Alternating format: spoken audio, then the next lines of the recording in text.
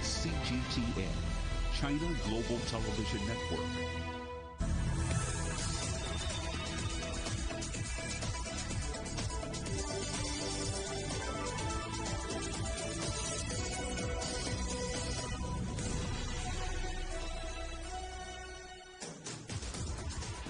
Hello and welcome to Global Business Europe, live from CGTN in London. I'm Jamie Owen. And I'm Juliette Mann. Our top stories. Is this Angela Merkel's successor? Germany's ruling party swings behind Armin Laschet for Chancellor. Our other headlines: under pressure from football fans, the UK government promises action against clubs involved in the breakaway European Super League. The European regulator approves the Johnson & Johnson vaccine with a health warning about rare blood clots. President Xi Jinping says China is committed to free trade, calling on the world to reject a new Cold War. And Pakistan's parliament debates expelling the French ambassador. You've probably never heard of him, but he could become a pivotal figure in European politics. Germany's ruling CDU and CSU parties have rallied behind a candidate to run for German Chancellor after a divisive contest. Well, the CDU leader, Armin Laschet, faces a rather uphill battle to unite the centre-right group and reverse poor polling numbers ahead of September's election. Our correspondent, Ryan Thompson, is in Frankfurt. Ryan, how did they decide that Armin Laschet was their man? Hi there, Jamie. Well, this was down to the wire. The deadline for the coalition to choose its nominee for the next Chancellor of Germany had come and gone over the weekend. In the end, negotiations actually led way to a secret vote. 46 party members had to cast ballots. 31 of them threw their weight behind the party chief, Armin Laschet. 9 of them behind CSU chief Markus Söder. Interestingly enough here, 6 of them felt that they needed to abstain, hold their vote back because this was just too contentious. But in the end, party tradition prevailed, and Armin Laschet was re-elected or re-chosen here to lead the party as the chancellor. But certainly he was not a shoo-in, as tradition normally is, and it really does forecast a difficult race that lies ahead. For more than a decade, one woman has defined German politics. Angela Merkel. Angela Merkel. Angela Merkel. Angela Merkel. Angela Merkel. But 16 years and 4 elections later, Chancellor Merkel is retiring from the helm of Germany's government. It's tradition in her party, the Christian Democratic Union, that the next nominee for the chancellorship is the party's own leader, Armin Laschet. After a close vote, Armin Laschet was elected CDU chief in January. The North Rhine-Westphalia premier was not the favorite nor the outlier, but a conservative bet that promised to carry on the policies of Angela Merkel. In the months since, what little fanfare he had has disappeared. Critics have accused him of flip-flopping on important election issues. His handling of the pandemic at home has been met with little approval. And most recently, the party has suffered a major defeat under his leadership during regional elections. We say it clearly, the result of the state election is disappointing for the CDU, and there are several reasons for this. One of those elections resulted in the Green Party gaining even more seats in the state parliament, and polling suggests that the Greens are closer than ever on the national stage to Armin Laschet in the CDU now. So far, Laschet has convinced his own party that he's the man for Germany's top job. But now he must do the same to millions of German voters before elections in September. Ryan, how is the Conservative group shaping up ahead of September's election? Well, Jamie, if you remember, the CDU runs in tandem with the CSU. That's their Bavarian sister party who provides a lot of support. This row was between Armin Laschet on the CDU side and Markus Söder from the CSU party in Bavaria, who was proving to be an incredibly popular candidate, potentially even more popular than Armin Laschet. But in the end, obviously, the results of this vote was known. It will be Armin Laschet. And Söder has called his counterpart to concede, saying that he really does want to carry on with the Conservative Union, throwing his support behind him because there are a number of challenges that lie ahead for the Christian Democratic Alliance here. They have much on their plate, notably a pretty strong challenge from the Green Party, who is polling just a little bit behind. So certainly they do need to work together, and they will have their work cut out for them. Well, from German politics to global business, it's the financial scandal that rocked the country. Chancellor Angela Merkel and her finance minister are due to testify at a parliamentary committee this week about their involvement with the collapsed payments provider Wirecard. It's been nearly 3 years since the company was embroiled in the scandal, so let's take a look at the major developments. Back in February 2019, Germany's financial watchdog BaFin ordered an inquiry into Wirecard's business operations after media reports that raised questions about the company's accounting practices. Then in June 2020, Wirecard's CEO quit and was soon arrested. The company filed for bankruptcy after admitting $2.3 billion was missing from its accounts. Then earlier this month, prosecutors launched an investigation into BaFin over its role in the collapse of Wirecard, as well as allegations that one of its staff members was involved in insider trading of Wirecard stock. Well, Hans-Peter Berghoff is Professor of Banking at the University of Hohenheim. He explained how Wirecard failed so spectacularly. Everybody was fascinated by this enterprise. It was a fintech, so they're developing new technologies for the financial sector, and they were growing very, very fast. Profit and balance sheet. Unluckily, it was all fake, and now everybody is covering the losses, and everybody don't want to be responsible for what happened. How did they get away with it for so long? Well, that's a good question. They had good links to politicians, and seemingly the accountant company, Ernst & Young, they didn't really succeed in finding out what was really happening. And they did a very global business, so they did hide their illegal activities in different countries. And that was helpful for them to get away with what they did for 5 years and longer. Tell us more about these hearings. How many of them? What can we expect to come from them? Well, we try to find out what happened. And it's on the one hand about accounting, about control of the balance sheet. On the other hand, it's about the regulatory agencies that cope with the financial market in Germany. And they utterly failed. The head had to go, the boss had to go. And behind it is a political issue because the minister who is responsible is the leader of the Social Democratic Party. And he wants to become chancellor in the next election. So if there's too much blame put on him, he might get into trouble with that. What about the reputational damage to the German legal system? It's pretty tough, especially because some of the people who should supervise the financial markets instead did speculate on the stocks and on the enterprises. They did supervise, which is absolutely illegal, but they didn't see that. And now it's very hard to find out what did really happen because it's them who should find out, but they were themselves the culprits. This really is a wake-up call for governance, isn't it, or the lack of governance. Do you think we're going to see any new regulatory measures? I think so, although in the end it's not about laws, it's about the quality of the people enforcing the laws. We now took some new head of the regulatory agency, Mr. Branson from Switzerland, and he claims to be a tough guy, and I hope he'll really shake up this institution. What is the lesson from the whole of this saga for the wider international community? I think we shouldn't get too fascinated by stars. But I mean, this holds for many countries. We've got these stars in business, and for a long time they can act, although as if there was no law, and this should not happen. I think there should be still the law for everybody, and it should be enforced. And we shouldn't believe these big success stories so easily. As our politicians did in Germany in the case of Wirecard. Opposition to a European Super League in football is growing.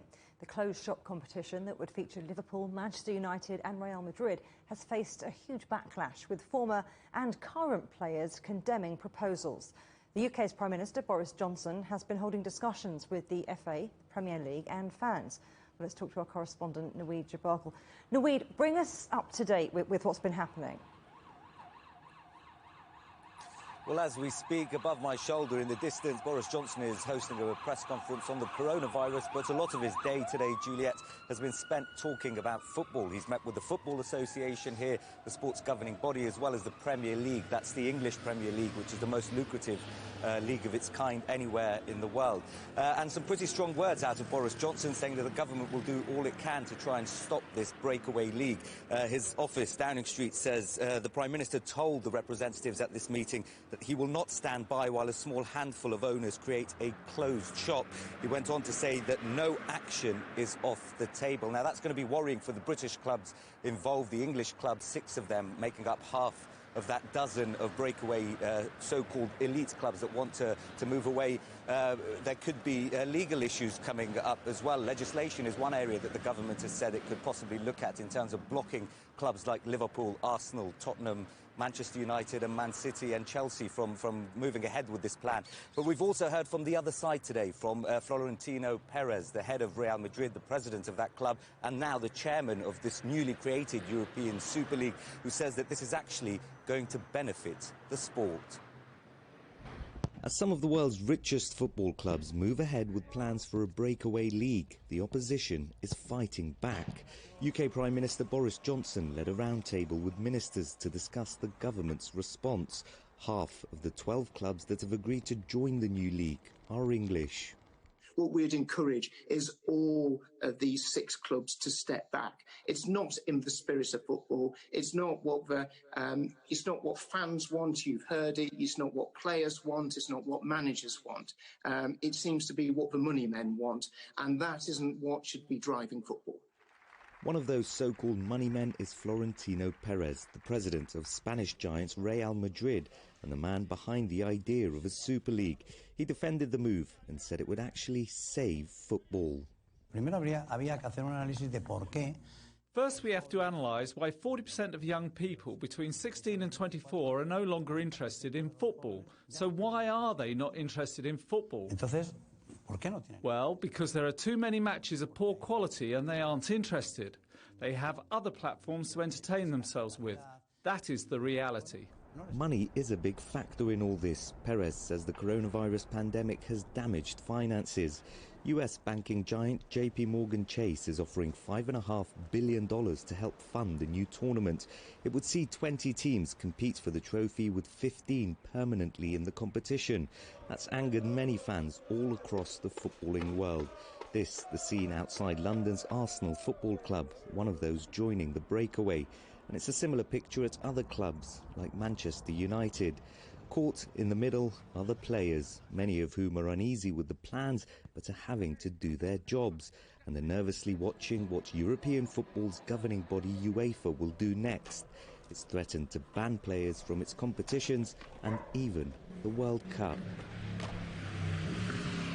Opposition then to this, Juliet, is wide-ranging from across the board and also powerful as well. Politicians here, as you heard in that report's meeting with the sports authorities, trying to form a formulated response to this. And they have plenty of levers they can pull. I mentioned legislation is one area. There are also suspensions, the likes of UEFA, European football's governing body, or FIFA, world football's governing body, saying that they may ban players and suspend them. There's also expulsion. And then even further, there's concerns about competition. The Competition and Markets Authority here in the UK has started its own review looking at whether this move to break away from the existing infrastructure is going to be anti-competitive. The problem is, if the clubs, the 12 clubs that have decided to do this, dig their heels in, then that's going to suggest that this could become drawn out, and the longer that happens, the more damaging it could be for the world's most popular sport.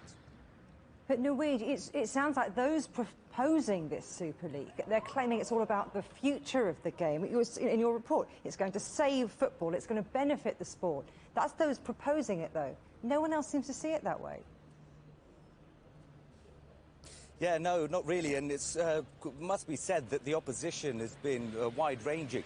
it's not just the politicians here, it's not just the football's governing body, who you may say has a vested interest in keeping these clubs within their own existing infrastructure, but it's the fans as well, all across the country, all across the 3 countries, including Italy and Spain, where these clubs have decided to go ahead with this plan. Fans have been very vocal about not supporting their teams that they have done for decades and decades. And aside from that, we've had the managers come out as well. Some of the managers of these clubs, Manchester City's manager Pep Guardiola, one of the most celebrated in the world, who's won Europe's top elite Champions League competition twice himself as a manager with Barcelona, one of the clubs that's also set to join this, has agreed to join this. He's come out saying that this is against the ethos of the sport. In his press conference earlier, he said, quote, "It is not a sport when the relation between effort and reward, between effort and success doesn't exist. It is not sport if the success is already guaranteed. It is not a sport if it doesn't matter if you lose." He's referring, as the report said, to the fact that 15 clubs will be in this, as of right, will be in there permanently with no relegation and no promotion as well for those clubs. But then we've also had the players as well. I think for them this has been really challenging because they've been caught in the middle of this. Their clubs are going ahead with this. Their managers aren't even backing the plans, as we heard from Jurgen Klopp, Liverpool's manager. And with regards to Liverpool, Jordan Henderson, the Liverpool captain, a key player for England as well, he's decided to get together with the other Premier League captains to see how players can respond to this. So really, at the moment, there's this mishmash of responses. On the one side, you've got all these different bodies, authorities, players, stakeholders trying to stop this. And on the other hand, you've got the big 12 clubs and their wealthy owners saying that they're going to move ahead with this because it'll benefit the sport. Juliet. Wow, Noeed Jabakil, thank you very much. You're watching CGTN. Still ahead, the UK prepares to announce ambitious climate targets, but is it all hot air?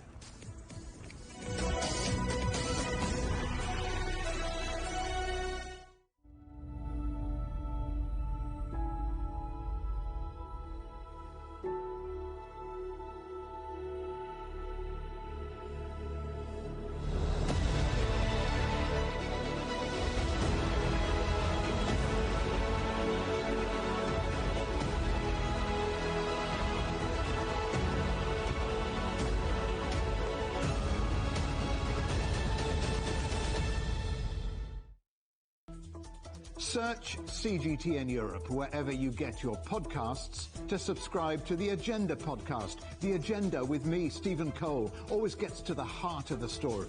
Just subscribe today and listen now. Covering the world from 4 continents. A new horizon.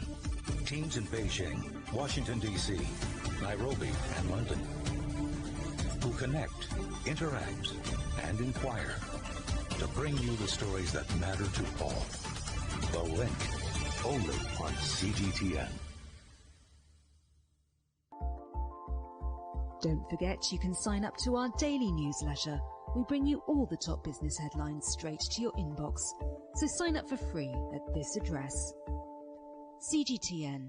See the difference.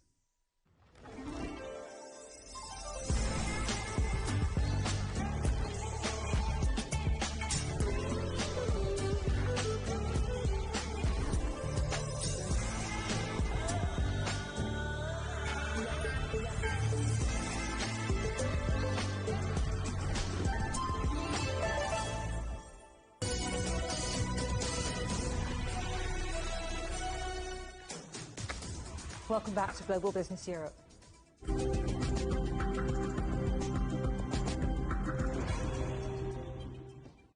The benefits outweigh the risks, so says the European Medicines Agency, giving its verdict on the safety of the Johnson & Johnson coronavirus vaccine. South Africa and the United States temporarily paused their use due to reports of rare blood clots. And Spain says it's ready to roll out the vaccine as soon as it gets the green light. Well, let's talk to our correspondent, Tony Waterman, following the story for us in Brussels. Tony, this Johnson & Johnson statement sounds very similar to the AstraZeneca advice we discussed some weeks ago. Yeah, that's right, Jamie. Very similar indeed, and perhaps not all that surprising since both of these vaccines use similar technology, this endoviral vector to deliver the immunity instructions to our body. As you said, the European drugs regulator saying that they have found a possible link between the J&J jab and these clots that are taking place, these very rare, highly unusual, but serious blood clots, including blood clotting in the brain. There have been 8 reported cases in the United States. There have been no reported cases in Europe. That's partially down to the fact that the rollout of this vaccine has been very limited. In fact, it was halted last week when these cases came to light in the United States, and the health regulators there suggested putting it on pause. Of those 8 cases, that is out of roughly 7 million doses that are administered, and mostly occurring in women under the age of 60. But despite that information, Emma saying today that there are no specific risk factors for these clots as of now. They also remain unsure of what's causing these clots to take place in the first place, and they're saying perhaps it could be due to an immune response. We heard something very similar, as you mentioned, with the AstraZeneca vaccine just a couple of weeks ago. This is now the second time in as many weeks that Emma has had to come out to defend one of these COVID-19 vaccines. And one of the chair of the safety committees today saying that there seems to be not enough information at this point to know if if the vaccine is causing more clots in the AstraZeneca recipients or in the Johnson & Johnson recipients. So we must emphasize once again a very, very low risk. Nonetheless, what does this do for public confidence? Well, that is going to be the big question right now, because this is a recommendation from the EU drugs regulator. It's now up to each individual member state to decide how and if they want to use this vaccine. What they are recommending is that a warning label be added to the shot for these very rare side effects, and that health professionals and the public be made aware of what the warning signs are of these adverse reactions. Things like persistent headache or heaviness in the chest or heaviness in the legs, and make sure the public is aware of that. We saw after the AstraZeneca link to these blood clots that a number of European countries put age restrictions on its use. Denmark halted its use altogether. Sweden today saying that for people who receive the AstraZeneca jab over the age of 65, that they should now receive a different vaccine for their second dose. The impact here, there are alternatives in Europe. There are other vaccines that have been approved, but for low-income countries, this could be a major, major problem because the Johnson & Johnson vaccine was seen as potentially the backbone of the global immunization program. It's a single-dose shot. It also does not need any sort of special refrigeration, so it would have made it very easy to get this jab out to remote areas, to poor countries that don't have the infrastructure in place to transport it very well. So there's concern that this is going to undermine confidence in this vaccine. We saw something quite similar with AstraZeneca. Tony Waterman in Brussels, thank you very much. Chinese President Xi Jinping says China is committed to peace and does not want a new Cold War. He was speaking via video link at the opening of the Boreal Forum for Asia. The gathering on China's Hainan Island is exploring ways to better integrate regional economies. Yung Cheng-si reports. President Xi said China will uphold the country's commitment to peaceful development and win-win cooperation based on its long-standing 5 principles of peaceful coexistence, which emphasizes mutual respect and non-interference among nations. He said China will promote a new type of international relations. The COVID-19 pandemic has made it all the more clear to people around the world that we must reject the Cold War and zero-sum mentality and oppose a new Cold War and ideological confrontation in whatever form. In the world of rising protectionism, Xi called for more open trade and investment, as well as regional economic integration. An example is the signing of the world's biggest trade deal, the Regional Comprehensive Economic Partnership, last year. The deal among Southeast Asian countries and other Pacific nations is expected to strengthen Asia's industry chain, supply chain, as well as data and talent sharing. Attempts to erect walls or decouple run counter to the law of economics and market principles. They would hurt others' interests without benefiting oneself. President Xi said once the pandemic is contained in Asia, China will host the second conference on dialogue of Asian civilizations, a regional cooperation mechanism launched in 2019. Over the past decade, China has proposed several mechanisms of international cooperation, like the Belt and Road Initiative. I have said on various occasions that the Belt and Road Initiative is a public road open to all, not a private path owned by one single party. All interested countries are welcome to take part and share its benefits.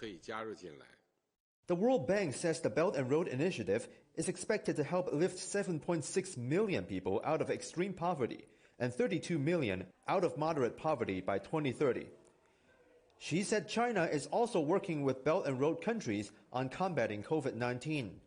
China has launched vaccine co-production projects with countries like Indonesia, Malaysia, and Pakistan. E-commerce is another area that President Xi hopes to promote in the initiative. With better infrastructure and regulatory connectivity, digital trade could expect a boost. Domestically, he said China is promoting free trade by rolling out a foreign investment law, shrinking the foreign investment negative list, and further developing the free trade zone in Hainan province, where the Boao Forum is held. China will never seek hegemony, expansion, or a sphere of influence, nor will China ever engage in an arms race. Boao Forum for Asia is marking its 20th anniversary this year. It is one of the largest international conferences to take place during the pandemic. More than 4,000 people are taking part in this event, both online and on-site. Yang Chongxi, CGTN, Boao, Hainan Province. Spain's Caixa Bank is cutting 8,000 jobs and will close 1,500 branches. The company became Spain's largest domestic bank after acquiring state-owned Bankia last month. The Spanish government says far more jobs would have been lost had the $5.1 billion merger not happened. The unions say they're in negotiations with the bank.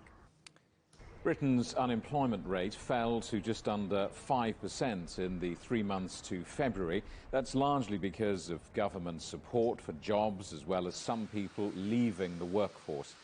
Analysts say the country's finances remain rather precarious, with the number of employees on company payrolls falling by 56,000 between February and March. The total number of jobs lost since the pandemic is just over 800,000. The UK is preparing to announce ambitious new climate targets. It wants to cut carbon emissions by 78% by 2035, putting it on course to reach net zero by 2050. The timetable comes after China and the United States agreed stronger commitments. The UK's opposition party says the government needs to match the rhetoric with reality. Andrew Wilson reports. The calls from environmentalists and the United Nations have been loud and getting louder. The challenge is out there to actually do something. The next 10 years need to be a decade of transformation. Countries need to submit ambitious new national determined contributions that were defined by the Paris Agreement. Their climate plans for the next 10 years need to be much more ambitious. Third, we need those commitments and plans to be backed up with concrete immediate action. UK Prime Minister Boris Johnson has led the way with long-term promises, and he's about to announce Britain's intention to legislate 78% carbon emissions cuts by 2035. Not necessarily because he wants to, but because that's the advice from the Independent Climate Change Committee. What it boils down to is this. The government seems to really enjoy and be very good at signing up to distant targets in the future when they'll all be out of office. And, you know, it's important. Targets matter because they set the destination. But at some point, you actually need to leave and set off on the journey. And we haven't really done that in any area of the economy except for power generation. So far, the voters haven't been tested. These targets will need draconian changes.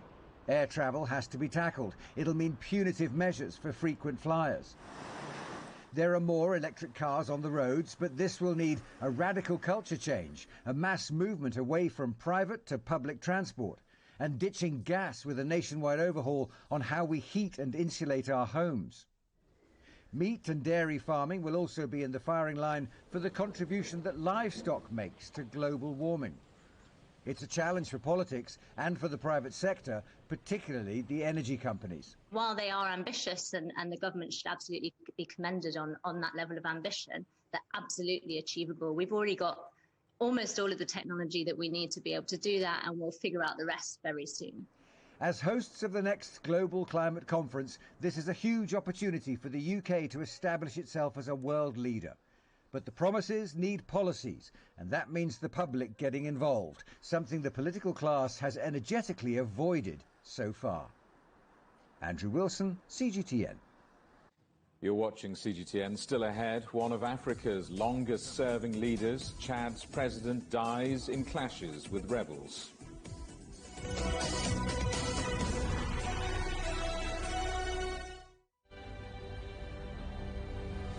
More than 100,000 people in Italy have now died from COVID-19. The vaccination programme offers some hope for the future, but intensive care units are near capacity. The Spanish government is hoping to vaccinate over 1 million people by next month. Living in Germany are struggling with their mental health. Hungary is supplementing the EU's vaccine rollout, buying doses from Russia and China to speed up the process. 4 million people have tested positive in France. After a grim winter, the promise of a spring bloom that could mean freedom for millions.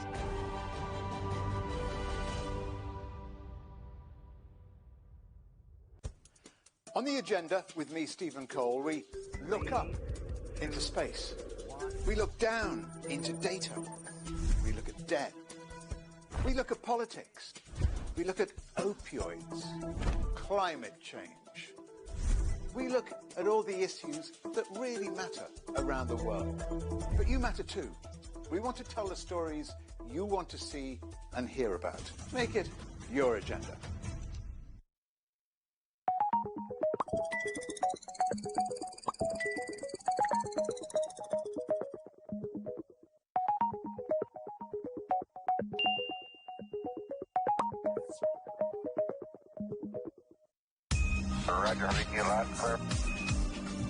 We can try out the wild and crazy ideas. Nothing can stop an idea whose time is coming. This idea is coming. I actually feel quite comfortable in isolation.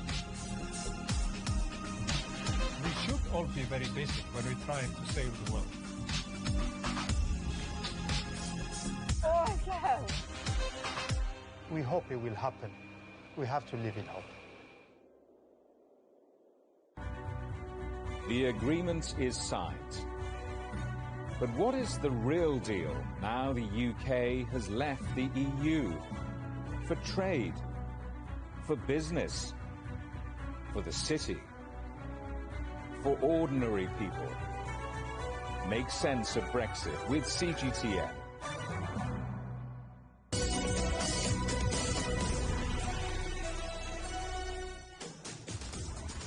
Welcome back to Global Business Europe with Jamie Owen and me, Juliet Mann. Our top stories. Is this Angela Merkel's successor? Germany's ruling party swings behind Armin Laschet for Chancellor. Our other headlines: under pressure from football fans, the UK government promises action against clubs involved in the breakaway European Super League.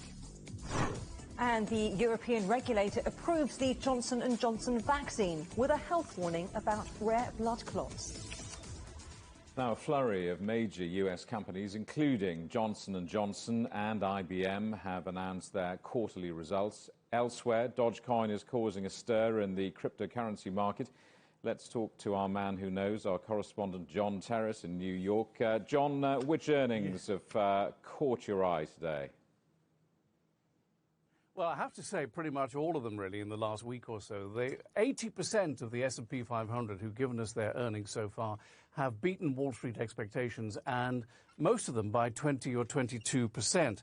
Now, I should point out, when I say beat Wall Street expectations, if you look deeper into the numbers, sometimes you will see that they've actually made less revenue, or the earnings per share didn't quite come in as it might have done, but it's still beaten what Wall Street thought it would do. So that's what's been going on here. Last week we had the banks. I was on the program then telling you about the extraordinary bank earnings. This week we have a lot of airlines. Southwest is coming up, American Airlines, Alaska is coming up as well. And then next week, we're going to have all the big tech names. And then today, Tuesday, at around about 20 hours GMT, we're going to hear from one of the big FANG names, the big tech companies, and it's Netflix. Now, Netflix is such an interesting company.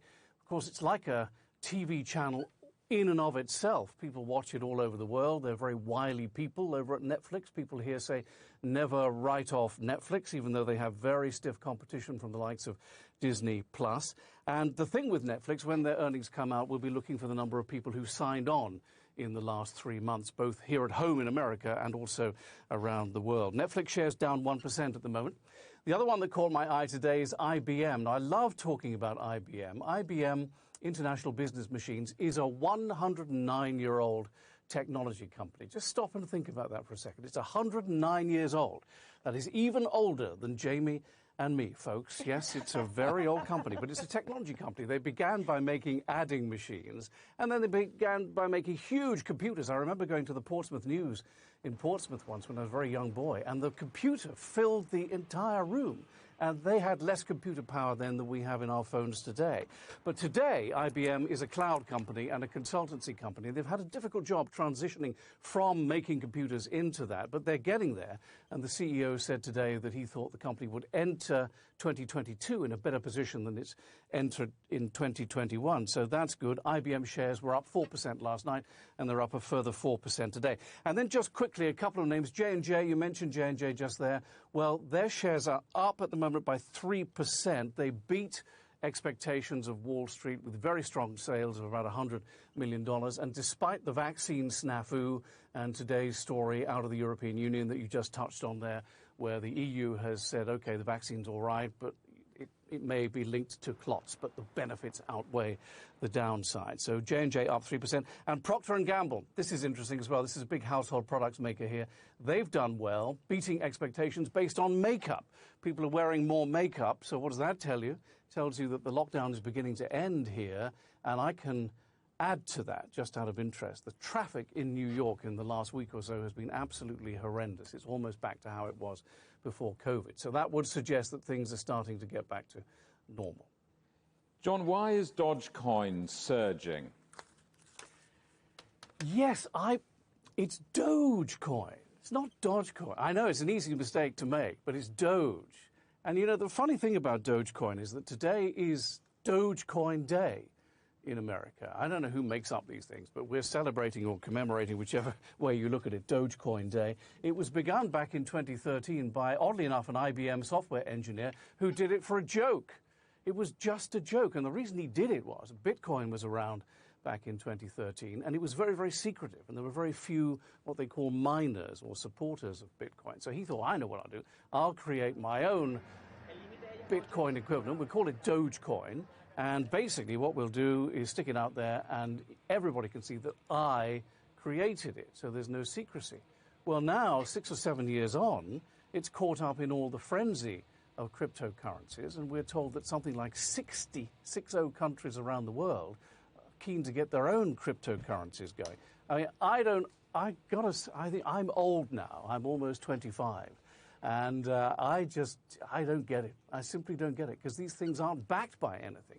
But people, younger people in particular, seem to really love them. And things like Dogecoin are getting the backing of celebrity people, celebrity business people, and some celebrities and things like that. So it's driving it on. And I'll just leave you with this thought. If you had invested $1 back in the early part of this year, say the 1st or 2nd of January, if you'd invested $1 in Dogecoin, today it would be worth $80. And that is an 8,000% profit. I'll leave you with that thought.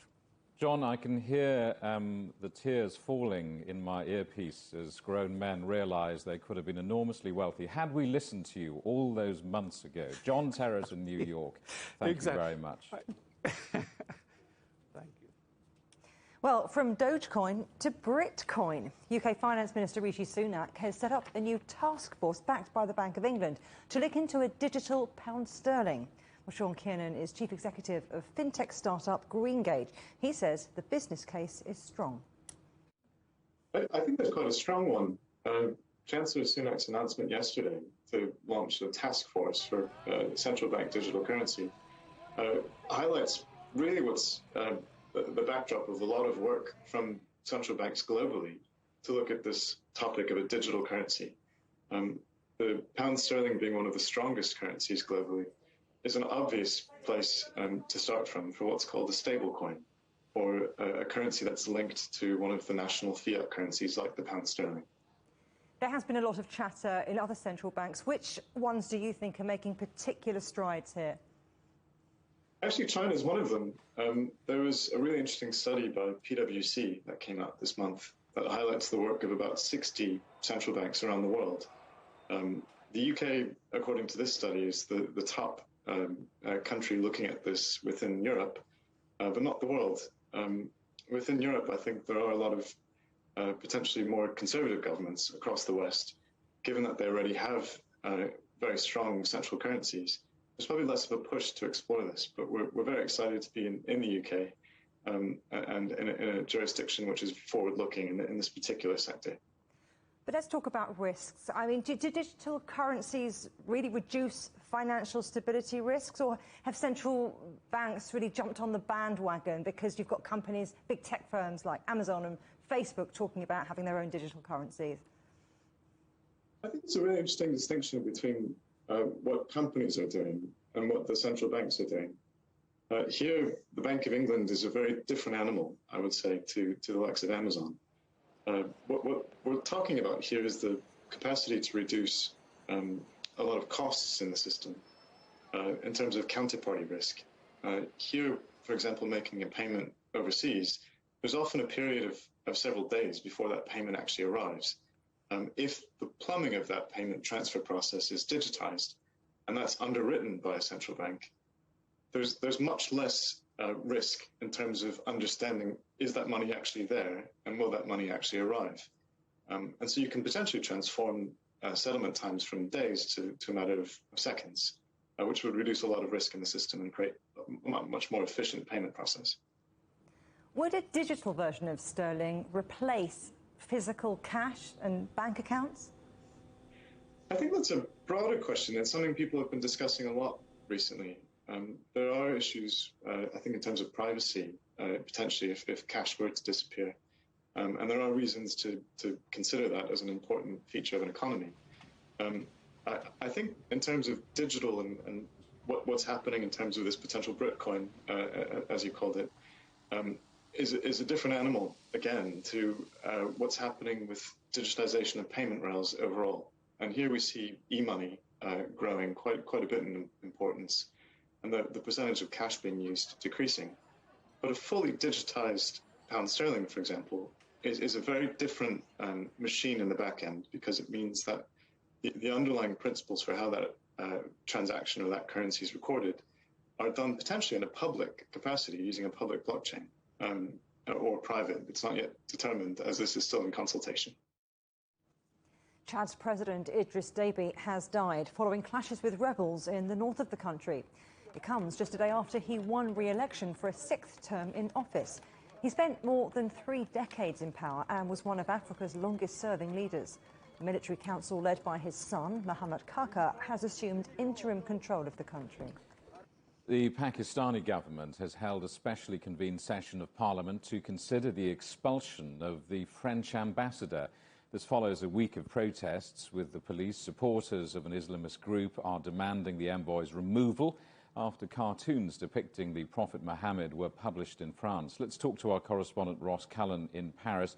Ross, just brief us on the background to all of this. Well, Jamie, we go back to October 2020 and the killing of Samuel Paty. He was a 47-year-old history and geography teacher who was beheaded outside the school where he taught. He had recently, before his killing, shown pupils cartoons of the Prophet Muhammad during a class on freedom of expression. Following this, during the funeral, the memorial event for Samuel Paty beamed onto the side of buildings the front pages of Charlie Hebdo, which is the satirical magazine here in France, which regularly publishes cartoons of the Prophet Muhammad, of the Pope, political, religious and cultural figures all regularly satirised in its drawings, and those front pages were beamed onto the side of buildings. President Macron, after this, stood behind freedom of expression, backed freedom of speech of the press, and said it is the cartoonist's right to draw those cartoons. That, in November, provoked widespread demonstrations across many countries in the Islamic world. In Iran, Bangladesh, we saw the burning of effigies of President Macron, the burning of the French flag, and also in Pakistan, where anger has been simmering since November 2020, up until the recent weeks, where we've seen this pressure by this TLP group calling for the removal of the French ambassador, and they've managed now to get that proposal into Parliament. What has the government done to try and end the violence? 4 police officers killed, more than 800 people injured in these recent demonstrations. This group, TLP, regularly manages to block rail routes, road, and cause chaos in city centres, trying to get the government to accede to its demands. At first, Jamie, the government stood strong and said, we do not want to give in to this. We do not want Pakistan portrayed as a radical nation.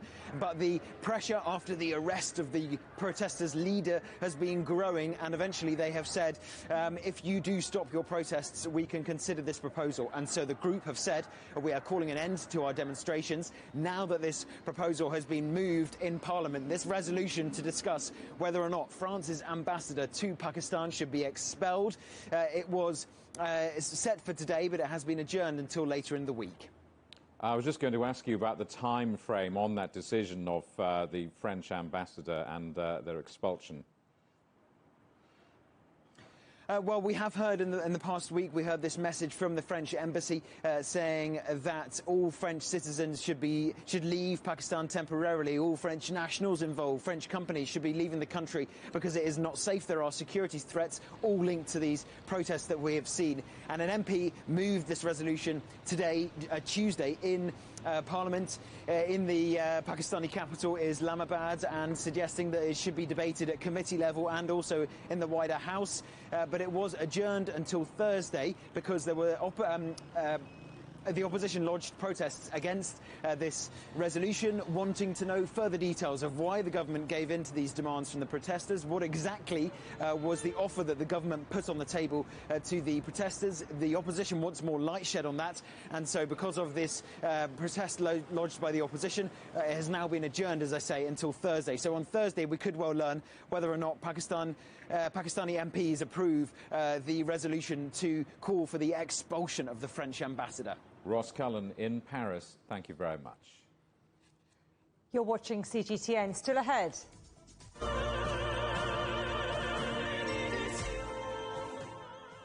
Mind the language, why the United Nations is celebrating Chinese.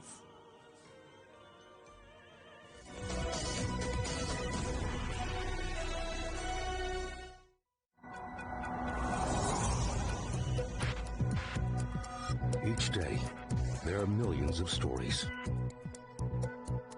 Each one can open new perspectives, new possibilities. Wherever you look, we are there. To see, discover, explore. We put the pieces together to find what really matters to you. All around the world, all around the clock. Our reporters are at home across the globe. From our headquarters in Beijing and production centers in Washington, Nairobi, and London, China Global Television Network.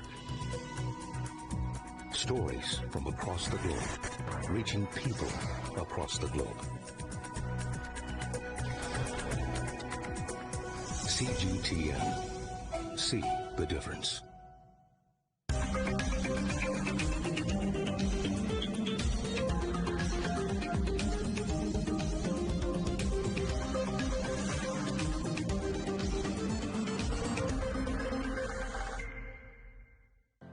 Murray, what would you say is a good question? Stephen, I'd say it's one where there's always more than one answer. The Answers Project is a new podcast series from CGTN Europe.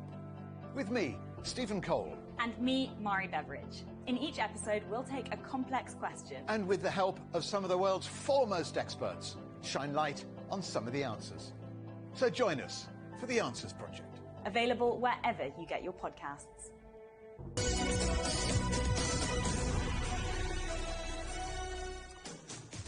Hello, welcome back to Global Business Europe. Various countries are promising to achieve carbon neutrality as the climate emergency worsens. For the oil-rich Gulf, it will mean a major shake-up of energy production and consumption. Jacob Greaves looks at what the region is doing to go green. In the oil-soaked landscape of Saudi Arabia, there's a megacity being built. It's called NEOM, and it's being funded by the country's vast petrodollars. Right now, construction is just beginning, but it's being sold as a carbon-neutral city the size of Belgium, set to open in 2030. The question is how. We can use wind as a very complementary renewable technology to be combined with PV-based solar. They're also building what will be the world's largest green hydrogen manufacturing plant to add to the renewable energy mix. It will be needed. It's a futuristic concept with 5G, AI and technological advancements set to be at its core. The required energy capacity to service the new city is expected to be in the tens of millions of gigawatts. In some of our plans, the total consumption for NEOM would be comparable with a country like Portugal, Austria or Czech Republic. Not because we will have as many people living there, but just because we will have industries that need renewable electricity, and that's where we would focus on. Not every country in the Gulf is looking at such a radical solution to curtailing its carbon footprint. The UAE is planning to cut emissions by 24% by 2030. Abu Dhabi's wealth has been built on fossil fuels. Now it's having to prepare for a future without them. As with NEOM, in this sun-soaked country, they're also looking to the sky, but it's not so straightforward.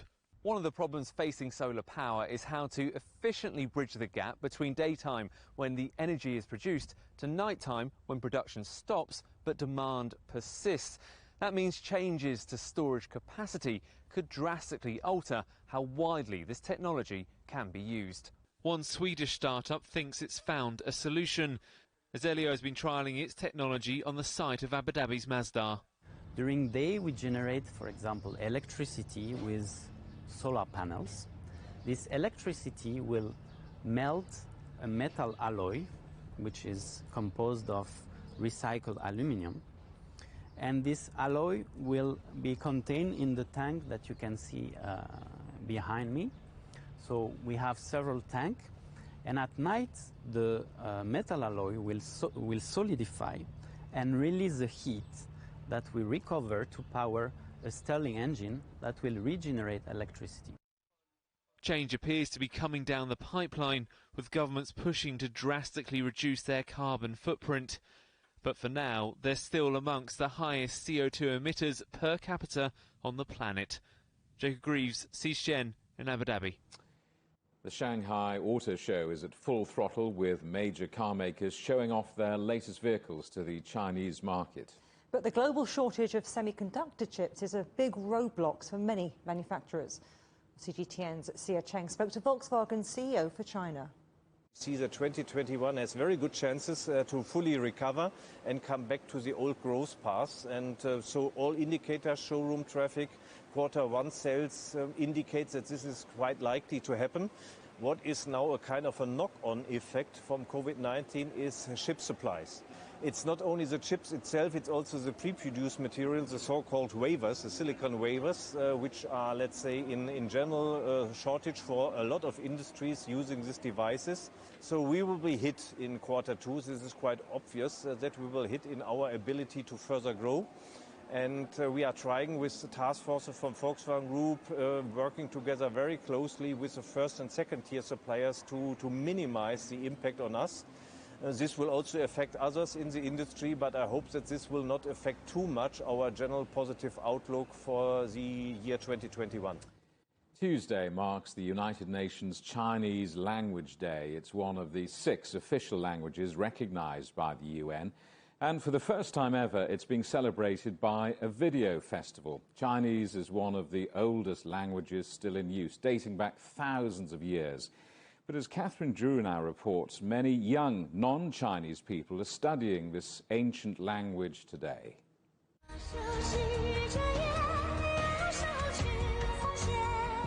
Chinese pop star Sa Dingding sings about the longevity of the Chinese language in a performance from a video festival jointly organised by the UN office in Geneva, the Chinese embassy there and China Media Group to celebrate Chinese Language Day. It takes place on the solar term of grain rain, when the Chinese welcome spring rains and when legend has it that the Chinese language was invented. Chinese plays an important role in promoting exchanges and communication about countries in the world. As more and more foreign friends start to learn Chinese, experience Chinese culture, the world will have a better understanding of China. I'm going to go and see Untitled. But in order to get there, I need to climb. One such foreign friend is British vlogger Stuart Wiggin, whose language skills have enabled him to document his exploration of remote and steep parts of China. The UN's Geneva chief says the global response to the pandemic has highlighted the need for greater understanding. The pandemic has exposed language barriers in societies around the world. Marginalized groups and linguistic minorities have struggled to get access to quality and timely information.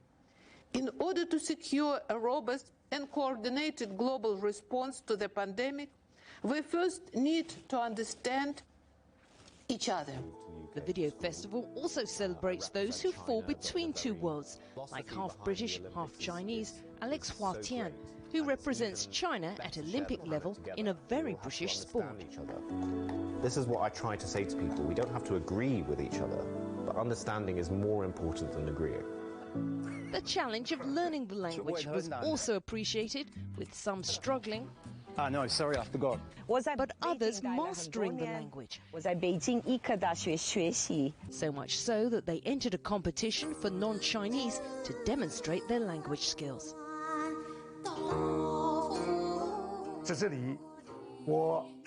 At this point, I would like to congratulate the award winners and participants.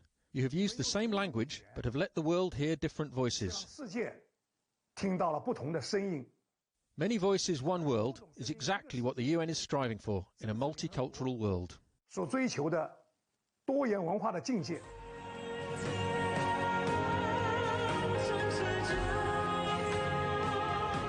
The president of the China Media Group recognized the efforts of those around the world taking part in the video festival, describing it as a message of spring sent to the world. Catherine Drew, CGTN. They're widely accepted as the future, but were also the transport of the past. Electric vehicles have been around since 1881, and a replica of what's believed to be the first electric car has taken to the roads of Paris. Now, this journey marks 140 years since inventor Gustave Trouvé drove down the Rue de Valois. Commissioned by Chinese carmaker Maxus, the replica was built in the UK using materials closely matching the original, except for the modern battery and motor. It took 2 months to finish, and like the original, it has an average speed of around 10 miles per hour.